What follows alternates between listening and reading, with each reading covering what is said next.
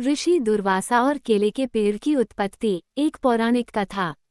नमस्कार दोस्तों, हिंदू पौराणिक कथाओं में ऋषि दुर्वासा के क्रोध और उनके श्रापों के कई उल्लेख मिलते हैं। इन कथाओं में से एक में केले के पेड़ की उत्पत्ति का कारण भी ऋषि दुर्वासा का ही श्राप माना जाता है। दोस्तों, कथा के अनुसार एक बार ऋषि दुर्वासा अपनी पत्नी के साथ किसी तीर्थ यात्रा पर गए थे। रास्ते में उनकी पत्नी ने अनजाने में किसी देवता या ऋषि का अपमान कर दिया। उनकी पत्नी के इस कृत्य से ऋषि दुर्वासा बहुत क्रोधित हुए और उन्होंने अपनी पत्नी को श्राप दे दिया। श्राप के अनुसार ऋषि दुर्वासा की पत्नी एक पेड़ बन जाएगी। माना जाता है कि ऋषि दुर्वासा के इस श्राप के फलस्वरूप ही उनकी पत्नी केले का पेड़ में तब्दील हो गई।